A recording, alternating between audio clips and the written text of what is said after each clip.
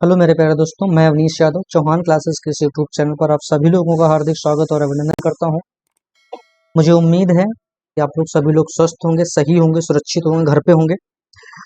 जैसा कि मैंने पिछली क्लास में आपको परसेंटेज के बेसिक क्वेश्चन कराए थे। आज थोड़ा सा लेवल जरूर शायद कुछ क्वेश्चन में तो अभी शुरुआत में नहीं अप होगा, लेकिन आगे आगे धीरे धीरे ये लेवल अप होता चला जाएगा। एक बेहतर क्वेश्चन आप ये भी कह सकते हो कि छोटे छोटे क्वेश्चन जो कभी कभी पूछ लेता है, उन तो क्वेश्चन को मैं डिस्कस कर ही रहा हूँ। साथ साथ में आपको फ्रैक्शन के बारे में थोड़ी जानकारी भी देते चल रहा हूँ, ठीक है ना। धीरे धीरे जैसे धीरे धीरे धीरे आप क्लासेस में पढ़ते रहेंगे, धीरे धीरे 15-16 क्लासेस में आपको ये समझ में आ जाएगा परसेंटेज के कि एक बेहतर तरीके से चीजों को किस तरीके से हम मैनेज कर पाए। ठीक है, तो चलिए हम स्टार्ट करते हैं आज परसेंटेज के सेकेंड पार्ट को। धीरे धीरे चीजों को सीखते रहेंगे तो चीजें आसानी से समझ में आएंगी। एकदम से कुछ भी नहीं आता, धीरे धीरे आपको चीजों को सीखना है, धीरे धीरे चीजों से आपको कनेक्ट होना। लास्ट तक आप देखेंगे बेहतर क्वेश्चन। मैंने जो कल की क्लास ली थी, शुरुआत में कुछ क्वेश्चन सिंपल थे, उसके बाद धीरे धीरे क्वेश्चन एकदम अच्छे लेवल के क्वेश्चन मिल गए वहां पर जाकर के। ऐसे में आज स्टार्ट करूंगा, क्योंकि ऐसा हो जाता है कि मान लो हो सकता है कि आप पहली बार इस वीडियो को देख रहे, बाद में देख रहे हो, लाइव नहीं देख पा रहे हो, तो आप क्या करते हो कि सर शुरुआत में इतना टफ क्वेश्चन रख दिया तो अब आपसे नहीं हो पा रहा। तो थोड़ा सा इस तरीके से भी कभी कभी मैनेज करना पड़ता है कि आप चीजों को समझिएगा, फिर मैं उसको इंटरकनेक्ट करा के चीजों को धीरे धीरे आपको एक लेवल अप तक ले जाने का प्रयास करता हूँ। ठीक है ना, तो चलिए स्टार्ट करता हूँ। एक काम और कर सकते हैं, आप हमारे टेलीग्राम चैनल को ज्वाइन कर सकते हो, मैथ्स बाय अवनीश यादव के नाम से, जहां पर मैं आपको पीडीएफ प्रोवाइड इसकी करा दूंगा। ठीक है ना, और बाकी हमारे फेसबुक पेज को भी ज्वाइन कर सकते हैं आप, मैथ्स अवनीश मैथ्स के नाम से, तो वहां से चीजों को तक आप आराम से पहुंच सकते हैं। ठीक है, वहां पर आपको क्वेरी रहती है, कोई दिक्कत रहती है, कोई डाउट रहता है, तो आप वहां से आपसे पूछ सकते हो उस फेसबुक पेज से, और कोई इतना बड़ा इसमें दिक्कत नहीं है।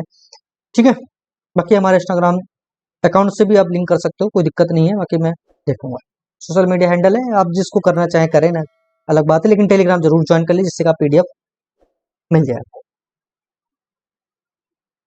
एक काम और, हाँ चलिएगा, अच्छा पढ़िएगा इस क्वेश्चन को, अच्छा बाद में बताता हूँ। चलिए, अगर किसी वृत्त की त्रिज्या 25% बढ़ा दी जाए तो उसके क्षेत्रफल में कितने प्रतिशत का प्रभाव पड़ेगा, या क्या प्रभाव पड़ेगा, परसेंटेज का क्या प्रभाव पड़ेगा। The base of the radius of circle is increase by 25%, the find the percentage change in the area. एक बात बताओ, अच्छा वृत्त का त्रिज्या का फार्मूला क्या होता है, तो वृत्त का एरिया क्या होता है, एरिया ऑफ सर्किल बताओ। पाई आर स्क्वायर होता है। जिन लोगों को नहीं पता उनके लिए है, जिनको पता था अलग बात है। दूसरी बात इसमें मैं ये जो बताने वाला हूं कि इसमें एक्चुअली होता है कि जो कांस्टेंट टर्म होता है, जो कांस्टेंट टर्म होता है उसका विशेष कोई काम होता नहीं है, समझ गए ना। मैं उसको नेग्लिजिबल भी मानूं तब भी कोई दिक्कत नहीं है। बाकी मैं दोनों तरीके से मैं इस क्वेश्चन को कराऊंगा कि जब मैं कांस्टेंट वैल्यू को रखूं, एक बार कांस्टेंट वैल्यू को ना रखूं, दोनों ही केस में करा देता हूं आपको, जिससे आपको कोई तकलीफ ना हो। ठीक है, तो आइए इसी को देखते हैं और बात करते हैं कि इसमें किस तरीके से, जिससे कि मान लीजिए कि वृत्त की त्रिज्या और त्रिज्या रेडियस यानी आर, तो 25% का फ्रैक्शन होता है बाबू 1/4। यदि किसी की रेडियस जो है वो आखिरकार पहले थी कितनी, 4 थी, अब कह रहा है कि उसने उस रेडियस को 25% बढ़ा दिया, यानी कि पहले जो थी वो 4 यूनिट थी, अब 1 यूनिट बढ़ा देंगे। 4 का 25% कितना होता है, 1। तो 4 से को रेडियस जो थी, वो त्रिज्या जो थी वो कितनी होगी, 5। कितनी होगी, 5। तो अब कह रहा है उसका जो एरिया हो जाएगा, तो एरिया जो होता है वो पाई आर स्क्वायर होता है, ये तो बात है ना। तो यानी कि पहले अगर जिसका एरिया पाई, तो ऐसे लिख लो, और आर कितना 4, 16 इंटू 16, और इसको लिख दो पाई, और इंटू 25, क्योंकि आर स्क्वायर 5 का स्क्वायर करोगे तो 25 मिलेगा। यानी कि पहले उसका क्षेत्रफल जो था, उसका जो एरिया था वो 16 पाई था, और अब जो एरिया हो गया है वो कितना हो गया है, 25 पाई हो गया। पहले इतनी बात बताओ। तो कह रहा है उसके क्षेत्रफल में क्या प्रभाव पड़ा, तो आप कहेंगे पहले सर 16 पाई था और अब 25 पाई हो गया, तो सर 9 पाई एरिया जो हो गया वो बढ़ गया। यानी कि पहले 16 पाई एरिया था और अब 25 पाई एरिया हो गया है, तो जो एरिया है वो 9 पाई बढ़ गया। कितने पाई, 9 पाई बढ़ गया, कितने पर, 16 पाई पे, तो फिर बाबू 100 पे कितना हो जाएगा? तो देखो पाई से तो पाई तो खत्म हो जाएगा, कैंसिल आउट हो जाएगा। तो अच्छा एक बात बताओ, एक तो तरीका यही है कि आप इसको पूरा मल्टीपल करने के बाद इसको परसेंटेज निकाल लीजिए, तब भी ठीक है। वैसे आप देखो तो 1/16 होता है कि 16, 1/16 होता है 4 से ही, 1/4 होता है शायद, शायद यही होता है, नहीं तो कोई दिक्कत नहीं है। आप ऐसे भी कर सकते हो, 4 से काट दीजिएगा, 4 चौकू 16 और 4 25, 25 चौकू 100, 25 9 कितना हो 225/4।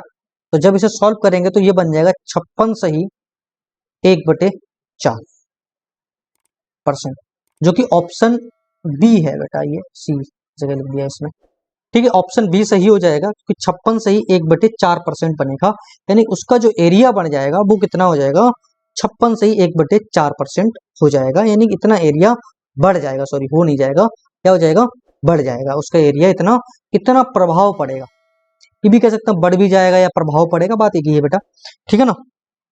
कितना प्रभाव पड़ा, क्योंकि बढ़ गया तभी तो प्रभाव पड़ा, ठीक है ना। तो मैंने यही चीज बताई थी कि अगर मैं इसको नेग्लेक्ट भी मान लेता तब भी तो एरिया 16 यूनिट से कितना हो जाता था 25, तब भी तो 9 ही की वृद्धि होती कितने पर 16 पे, तो फिर भी 100 पे कितना होता, तब भी तो 56 से 1/4% ही आता। मैं यही बताने लग रहा हूँ, क्योंकि कांस्टेंट डेटा जो होता है वो आखिरकार रिड्यूस ही हो जाता है, यानी कि वो कट ही जाता है। बात समझ में यहाँ तक आई या नहीं आई, पहले इतनी बात बताओ। बस अभी छोटे छोटे, हाँ अभी छोटे छोटे क्वेश्चन हो रहे हैं, इसके बाद धीरे धीरे अच्छे क्वेश्चन भी मैं इसमें लाऊंगा। डन, कोई दिक्कत, बढ़ू फिर आप, चलिए करो इस क्वेश्चन को। कर एक लंबवृत्तीय बेलन के आधार की त्रिज्या 40% बढ़ा दी जाए तथा इसकी ऊंचाई 37 से 1/2% घटा दी जाए, तो इसके आयतन में प्रतिशत परिवर्तन ज्ञात करो। बात समझ में आई कि नहीं आई, पहले इतनी बात बताओ, ठीक है। कर एक लंबवृत्तीय बेलन है, उसकी आधार की त्रिज्या, एक लंबवृत्तीय बेलन इस तरीके से तो होगा,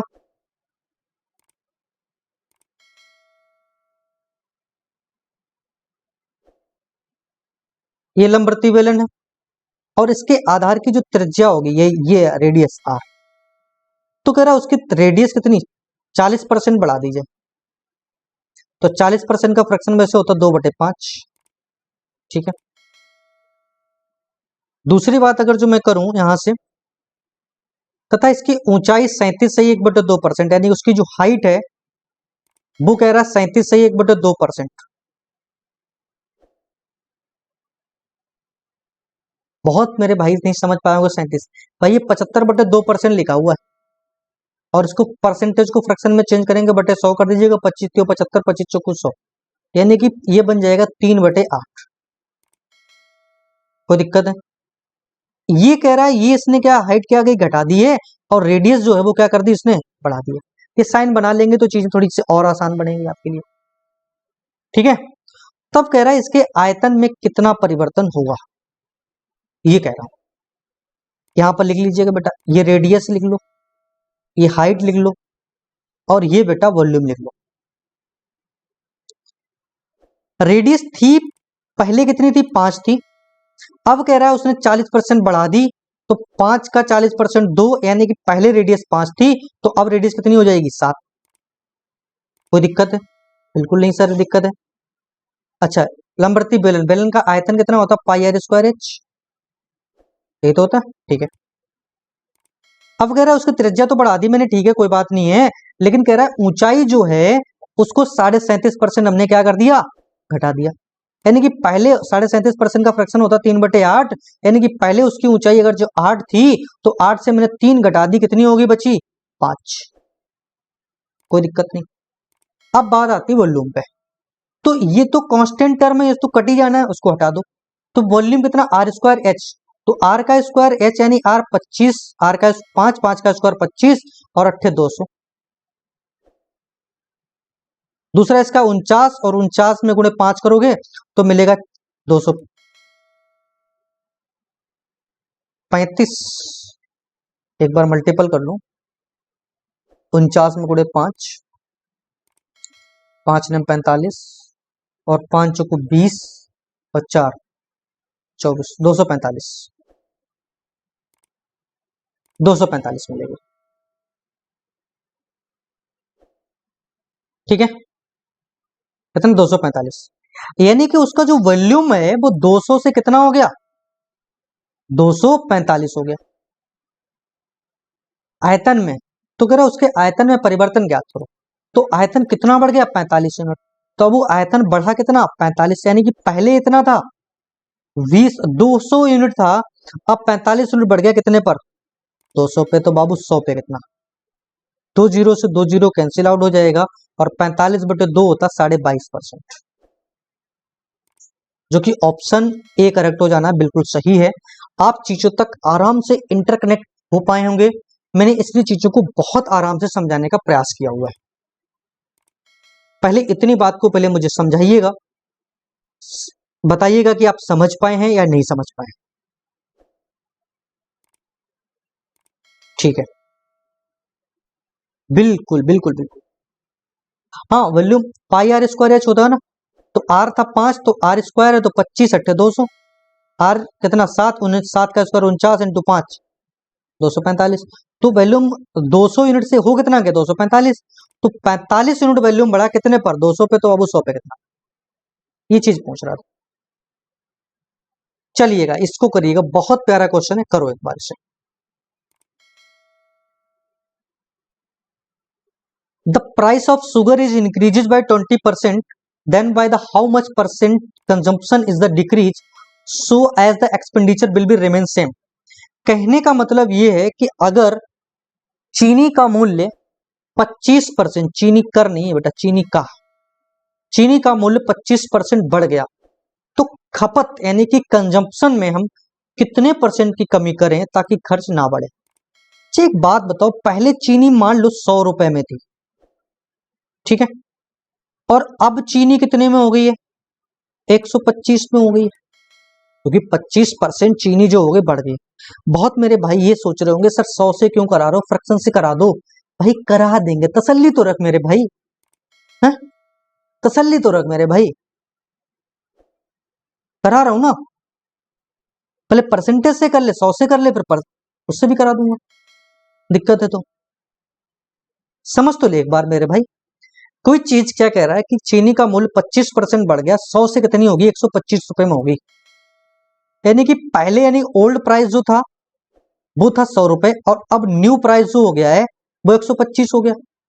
तो कह रहा अब मुझे कह रहा है खपत में, पहले भैया 100 रुपए में चीनी मिल रही थी, अब चीनी 125 से मिलने लगी, तो कह रहा हमें चीनी लानी तो 100 की ही है, चीनी हमको लानी तो बाबू 100 की ही है, क्योंकि खपत तो मुझे खर्चा तो बढ़ाना नहीं है ना, एक्सपेंडिचर तो मुझको नहीं बढ़ाना ना।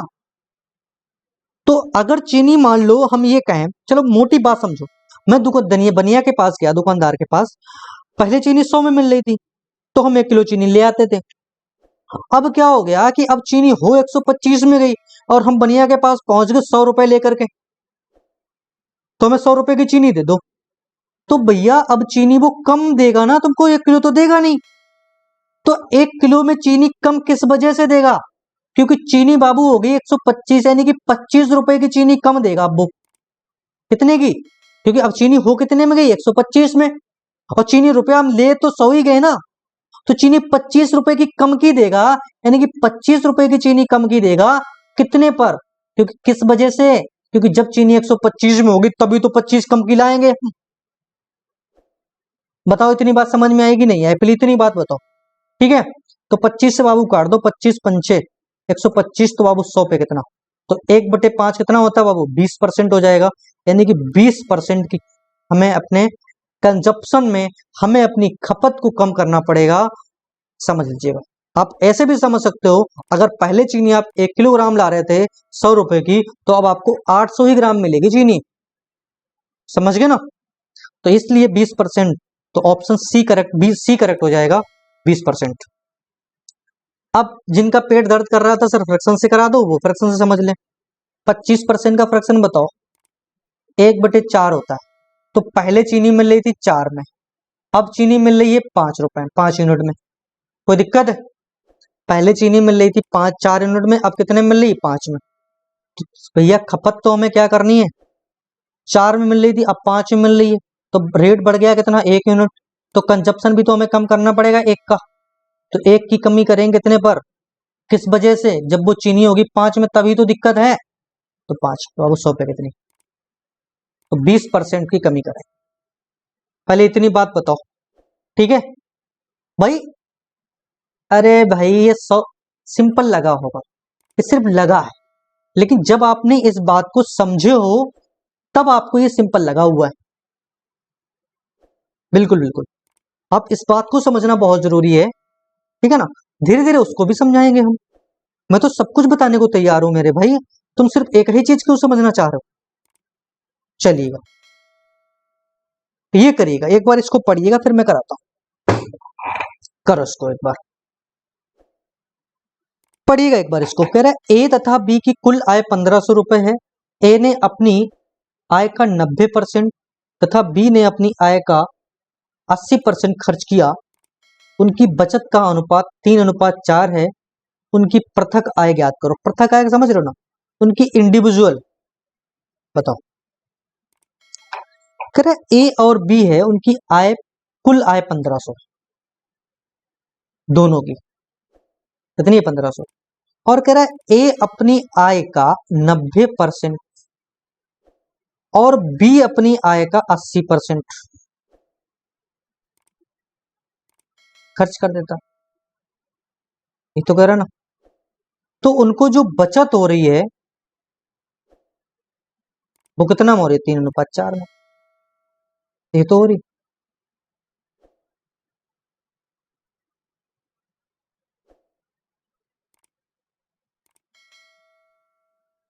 ए अपनी आय का 90% और बी अपनी आय का इतना खर्च कर देता है,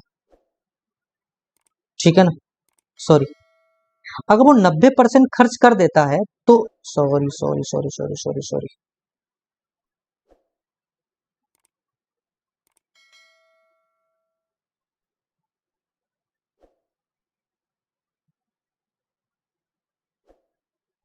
ये बताओ। अच्छा, अगर ए अपनी आय का 90% खर्च कर देता तो बचाता कितना, 10% बचाता।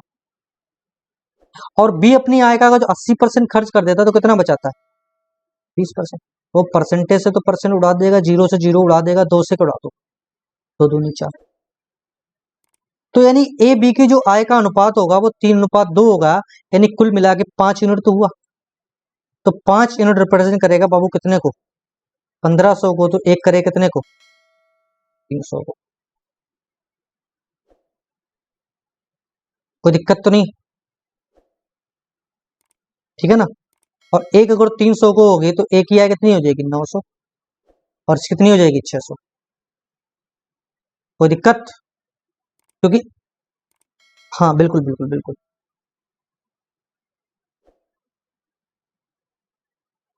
इसमें क्या नहीं समझ में आया मेरे भाई, दोबारा देख लो इसको, दोबारा बता देता हूँ। थोड़ा सा भी अगर तुम लोगों के साथ वो हो जाए तो फिर तुम बस भटक जाते हो। कह रहा है ए तथा बी की कुल आय 1500 रुपए है। यदि ए ने अपनी कुल आय का 90%, यानी ए अपनी आय का अगर 90% खर्च कर देता है और बी अपनी आय का 80% खर्च कर देता है, तो ए अगर जो 90% खर्च कर देगा तो बाबू 10% बचाएगा। ऐसे ही अगर जो बी जो है वो अपनी कुल आय का 80% खर्च कर देता है तो 20% बचाएगा, और जो कि 3:4 है। कोई दिक्कत है, तो उनकी पृथक आय ज्ञात करो। तो इससे कट जाना है, जीरो से जीरो उड़ जाएगा, दो दूनी 4। तो यानी कि ए बी का जो इनकम का रेशियो बनेगा वो 3:2 ही तो बनेगा। पहले इतनी बात बताओ, का ठीक है। लेकिन ये 3:2 ही तो कितना, 5 है। तो ये 5 ही तो रिप्रेजेंट कर रहा है, उनकी कुल आय तो 1500। तो एक यूनिट कितने को रिप्रेजेंट करेगा, 300 को। तो एक ही कुल, एक ही जो आय मिलेगा 900, और बी को कितना मिलेगा, 600। तो 9 6 1500 हो गया। वैसे भी इस तरीके से क्वेश्चन को करना था, उनका इंडिविजुअल आय अगर निकालनी है तो इस तरीके से आपका निकल आएगा। इतनी बात में मेरे किसी भाई बहन को कोई समस्या अगर जो हो तो मुझे बताओ एक बार, है।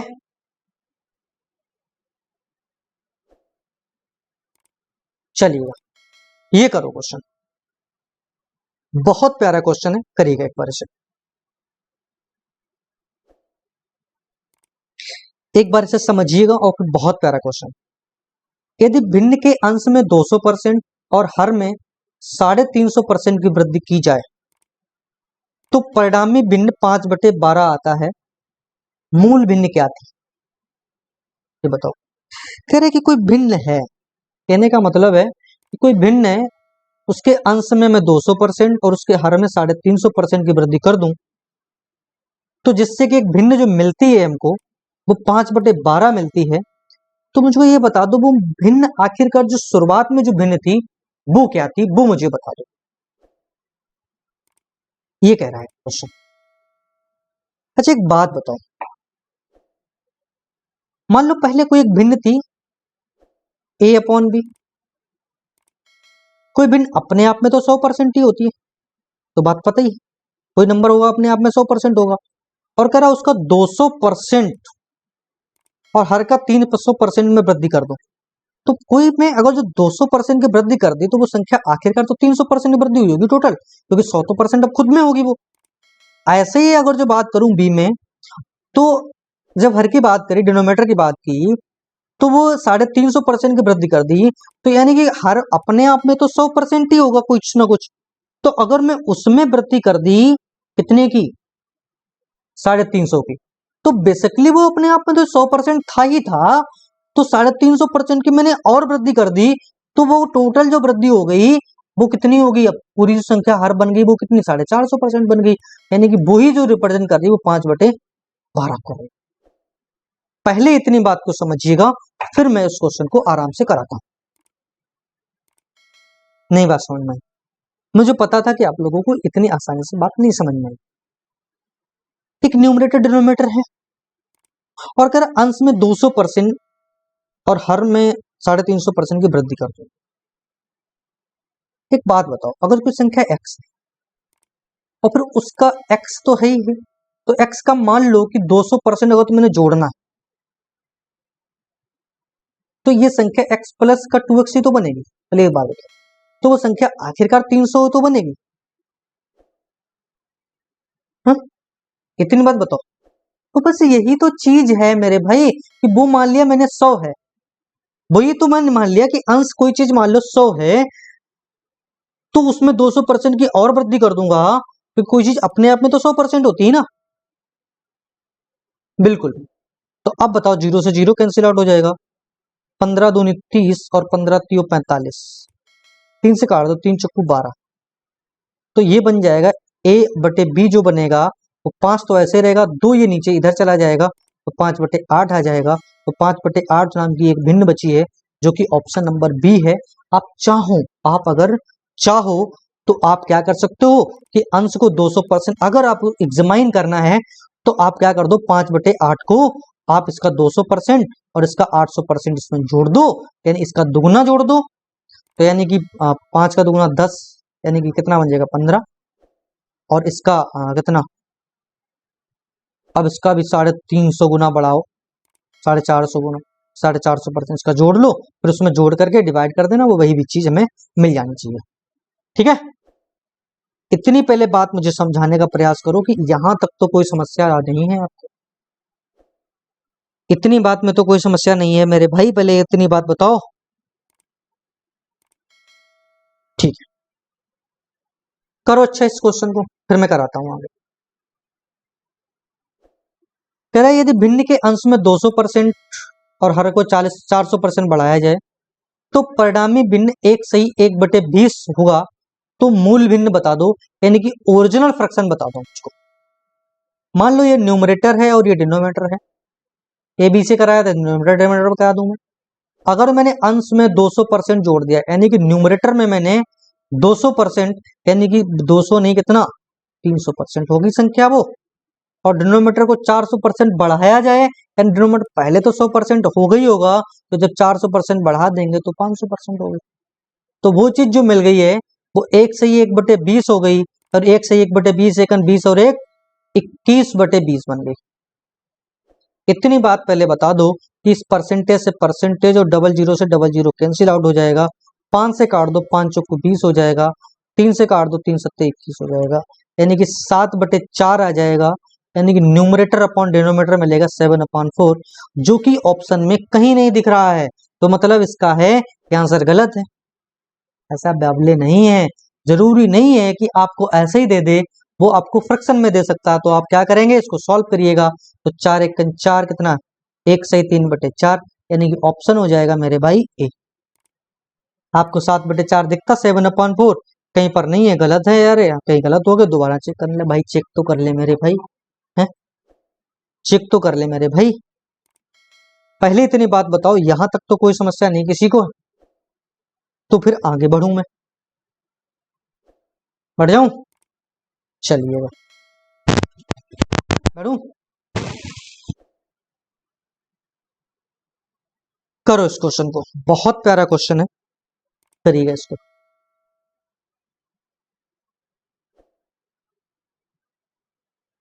कर प्रत्येक प्रश्न के 1 अंक वाले हैं, 80 प्रश्नों की परीक्षा में अर्पिता पहले 40 प्रश्नों का 65% उत्तर देती है। एक प्रत्येक प्रश्न 1 अंक का है और 80 प्रश्न की एक परीक्षा है। अर्पिता क्या करती है कि पहले 40, दो टुकड़ों में तोड़ लिया 40-40 को, यानी कि पहले 40 प्रश्नों का 65% उत्तर सही करती है, और पूरी परीक्षा में उसको 75% अंक अगर लाने हैं, तो बचे हुए 40, तो शेष में से जो 40 क्वेश्चन है में, शेष 40 में से उसे कितने प्रतिशत अंक उत्तर सही करने होंगे, ठीक है ना। चलिए, 80 नंबर की एक परीक्षा है और हर एक एक मार्क का नंबर है। तो वो करती क्या है कि पहले 40 अंक लिए और फिर 40 बराबर 80 अंक हो गए, लेकिन वो करती ये है कि पहले 40 अंकों का वो 65% उत्तर सही देती है, 65% उत्तर सही देती है। बात समझ में आई कि नहीं आई? अच्छा एक बात बताओ, 40 का 65% अगर तुम जोड़ो तो 40 का 65% होगा कितना, बताओ।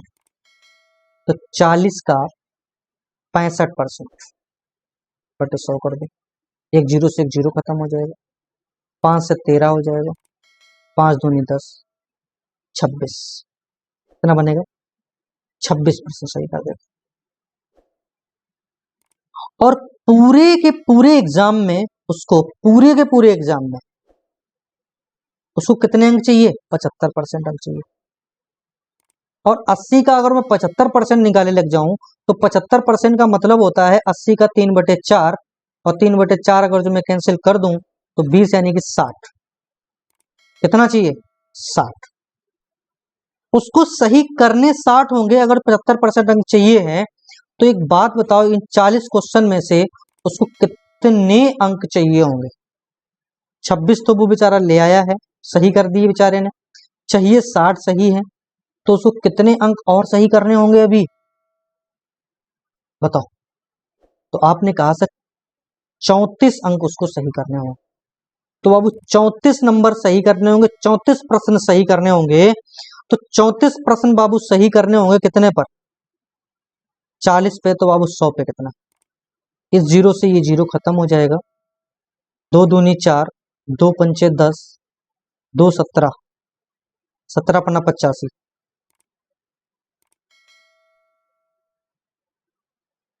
तो कितने 85% अंक उसको, 85% उत्तर सही देना होगा, अगर उसको कितना चाहिए, 75% अंक चाहिए। तो एक तो सिंपल सा आपने क्वेश्चन का पूरा डिटेल तरीके से ऐसा समझ लिया है।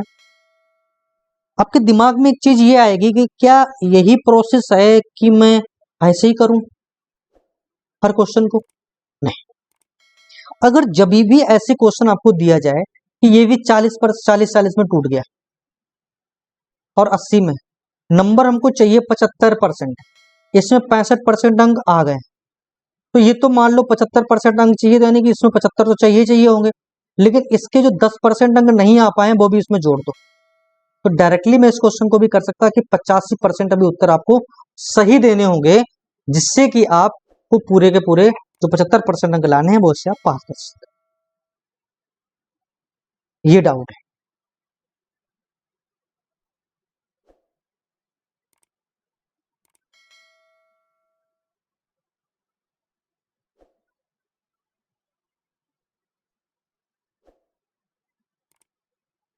कोई समस्या यहाँ तक है? चलिए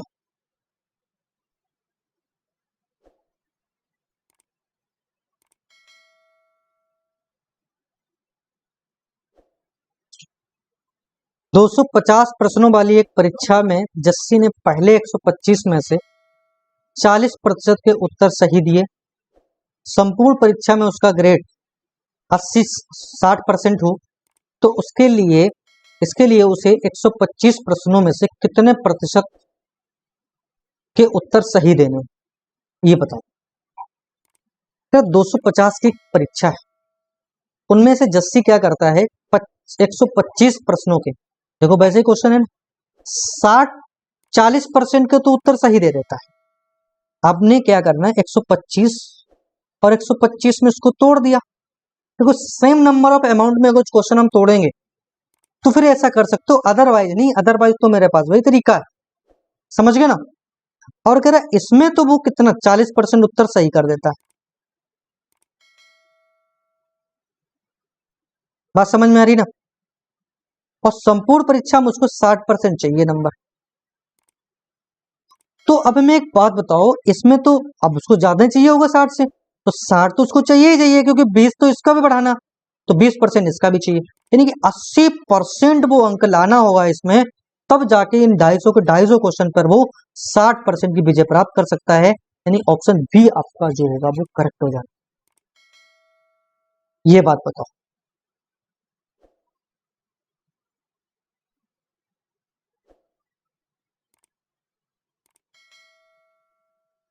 कोई दिक्कत यहां तक है? नहीं है? इतनी बात में पहले बताओ कोई समस्या है? और जिनको नहीं लगता है तो वो ऐसा भी कर सकता है, 125 का 40% निकाल ले, वैसे भी लगा सकता है। आप वैसे लगाना चाहो तो देख लीजिए एक बार आप इसको, चलो देखते हैं। तो बताओ इसका 40% अगर निकालूंगा 2/5, यानी कि 5 से 25, 50 क्वेश्चन सही कर लिए इसने इसमें। और इसका 60% निकालोगे तो 0 0 25 चक्कर 150, यानी 150 क्वेश्चन सही करने हैं। तो इसमें वो 100 क्वेश्चन सही करने पड़ेंगे उसको, क्योंकि टोटल तो उसको 150 सही करने होंगे। इसमें 50 सही कर चुका, तो इसमें 100 सही करने होंगे। तो अब 100 सही करने होंगे कितने पर? 125 पे, तो बाबू 100 पे 25 पंचे 25 चौको 20 चौको 80, यानी कि 80% जो है उत्तर वो क्या करने होंगे, सही देने। ठीक, चलिए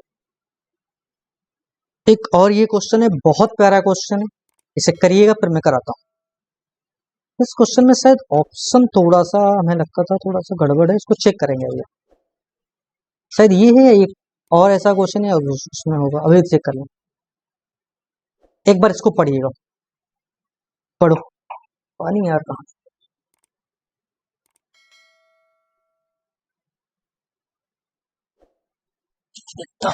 यार, इसमें भी पानी नहीं रखा। चलो चलो चलो इस क्वेश्चन करते फिर। 65 छात्रों में से चार शिक्षकों 65 छात्रों और 4 शिक्षकों में की एक कक्षा में प्रत्येक छात्र को छात्रों की कुल संख्या का 20% और प्रत्येक शिक्षक को छात्रों की कुल संख्या का 80% स्वीट मिलता है। तो कुल कितनी स्वीट्स हैं? कहने का मतलब ये है कि मान लो लड्डू है, अब मोटी मोटी बात समझो, लड्डू है, 65 छात्रों की कक्षा है और 4 शिक्षक हैं उसमें। तो प्रत्येक छात्र को जो छात्र कुल संख्या का 20% और प्रत्येक शिक्षक को 80% स्वीट मिलेगा। तो ये पता करना है कि कुल मिला के वो स्वीट जो थी वो कितनी। बहुत सिंपल सी बात है, कुल मिलाकर जो स्टूडेंट हैं बताओ कितने,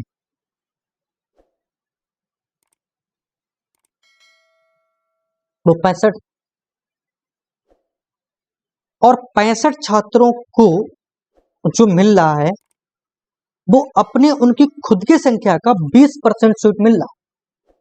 तो भैया 65 का जो 20% अगर मैं निकालने लग जाऊं तो 65 का 20% यानी 1/5, 5 से काट दीजिएगा तो 13, यानी कि 13 सीट मिल रहे होंगे। और कह रहे टीचर को, टीचर कितने हैं, 4 टीचर हैं और उनको बच्चों को मिल रहा 20% सीट है, लेकिन शिक्षकों को मिल रहा है 40% सीट है।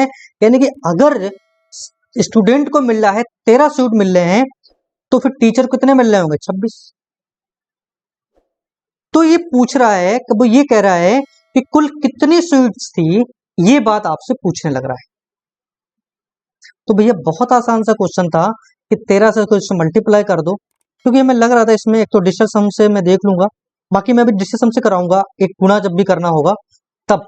लेकिन मैं एक बार हमें लगता था यही क्वेश्चन गलत है, शायद ऑप्शन में थोड़ा सा मिस्टेक है और कोई बात नहीं थी, क्योंकि ऑप्शन सही नहीं है, वो वही ऑप्शन भी नहीं चाहिए। 13 से काट दो तो 13 5 जा 65, तो 6 मिलेगा। 13 6 जा 78 और 78 प्लस 6 84 प्लस 26 4 जा 6 4 जा 24 और 6 2 जा 8 और 10, ये नहीं मिल जाएगा 9 4 8, नहीं ये तो सही है यही। तो डिजिटल सम से भी लग जाता फिर तो, ये गुणा करना था और कुछ दिक्कत नहीं है, आप डिजिटल सम से भी लगा सकते हो। तो फिर हम इसको अगर सही है तो देखो डिजिटल सम कितना, 3 और 1 4, इसका डिजिटल सम बनेगा 6 5 11 का 2 बनेगा, और ये कितना बनेगा 8 और 8 चौको 32 का 5, और ये कितना बनेगा 4 दूनी 8, 8 5 13 का, 13 का डिजिटल सम कितना बनेगा 4, जिसका डिजिटल सम 4 होगा वही से होगा, 5 4 9 8, ये तो होगा नहीं आंसर। 9 से 9 खत्म, 8 7 15 का 6 बनेगा, ये भी आंसर नहीं। 9 से 9 खत्म हो जाएगा, 8 4 12 का 3 बनेगा, कुछ गड़बड़ है। डिस्टम से आता है कर लेना, मैं बता दूंगा। 4 बनेगा और 6 5 11 का 2 और 4 दूनी 8, ठीक है। ये 6 2 8, 8 चौको 32, 32 का 5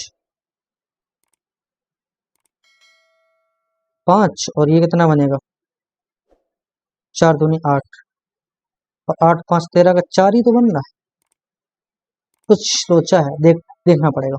ठीक है, तो 849 आएगा, चलिएगा कोई दिक्कत। ठीक, ये कर लो। हो सकता है कुछ मिस्टेक हो रही है, आप लोग कर सकते हैं। नहीं, डिजिटल सम लगेगा, आराम से लगेगा, कोई दिक्कत नहीं। ये देखिएगा 35 छात्रों के और 6 अध्यापकों की एक कक्षा में प्रत्येक छात्रों की कुल संख्या का 20% काफी, और प्रत्येक यानी कि यहां पर बेटा ये स्टूडेंट है और ये टीचर है।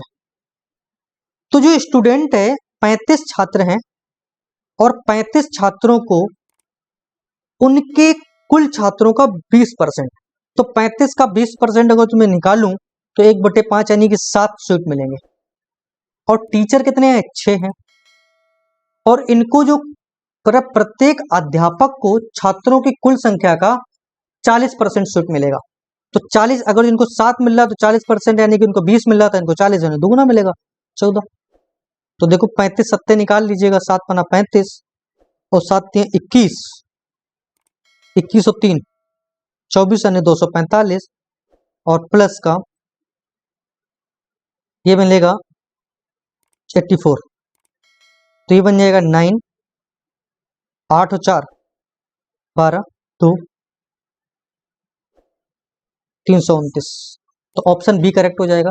कुछ में था नहीं, बेसिकली आसानी से क्वेश्चन करने को थे, आराम से आप कर पाएंगे, सिंपल सा कैलकुलेशन था इन क्वेश्चंस में, ठीक है ना। तो आज के लिए अपनी वाणी को विराम करूँ, बाकी भगवान आपका भला करे। Thank you for watching this video. उम्मीद है कि आप लोगों को सेशन अच्छा लगा होगा, अगर सेशन अच्छा लगा है तो सेशन लाइक शेयर जरूर कर दीजिएगा अपने आप दोस्तों में, सब तक पहुंचाने का प्रयास करिएगा। फ्री क्लासेस आपको जो मिल रही हैं उनको आसानी से पूरा एंजॉय आप ले सकते हैं। चलिएगा, आज के लिए अपनी वाणी को ही विराम करूँ, बाकी भगवान आपका भला करे। Thank you.